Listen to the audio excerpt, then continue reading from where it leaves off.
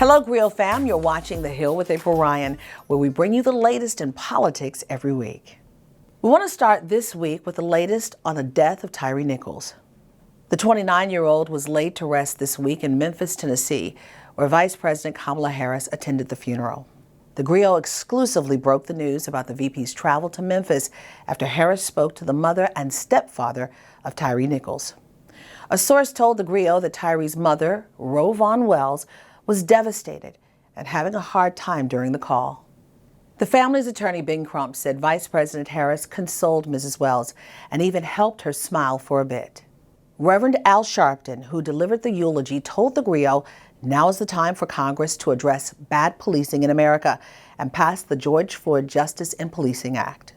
I would hope that when they see now that after George Floyd and nothing changed, that it keeps happening, that it would touch their heart.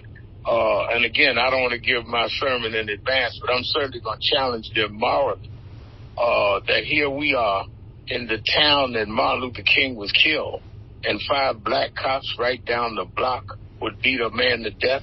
I mean, there couldn't be more graphic of what Dr. King stood for, and where his blood was shed to put blacks on the force. They would beat another unarmed black man to death. We are in a real crisis in terms of the morals of law enforcement in this country. And Tim Scott and McCarthy and them need to meet and deal with that.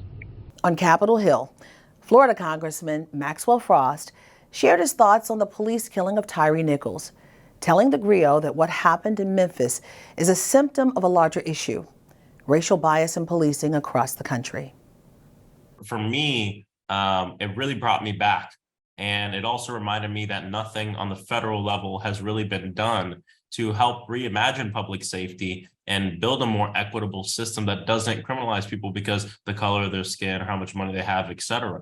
And it's a very important conversation we need to have. You know, the fact that the 5 officers were black does not strip away the other fact that white supremacy and anti-black sentiments are really were the building blocks for a lot of policing in this country. I'm not saying that, every single police officer is the worst person in the world, but the system itself wasn't created for people like us. And it's the same thing with government too. It's the same thing for the United States Congress. Almost every institution in this country was built on white supremacy. We have to confront that. We have to talk about it, and we have to figure out how we're going to change it so we can actually have an equitable country here and systems that work for us.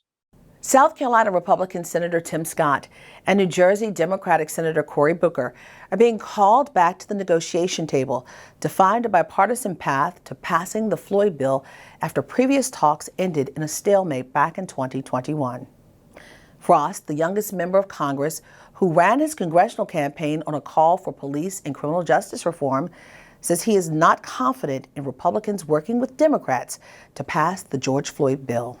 Unfortunately, for the next 2 years, I do not. And, up here in Congress, it's a math game, right? Passing legislation, you got to have the right math. You got to have the numbers so you can pass what you need. And unfortunately, due to the filibuster in the Senate and due to the fact that Republicans are controlling the House, I don't see us passing the bold transformational legislation we need right now to change things.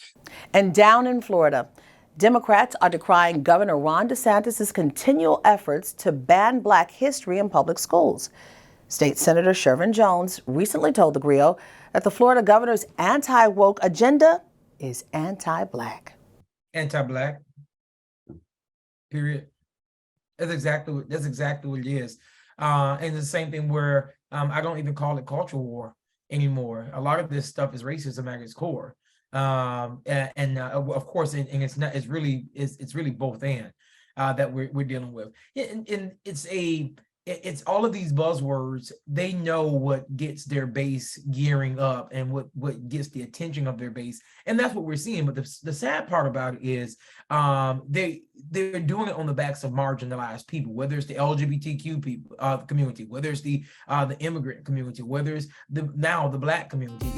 They know what begins to turn the gears of their base, and that's what they're doing right now. And that was a lot. But that's it for this week's The Hill with April Ryan. We'll see you next week with the latest news and politics. Peace.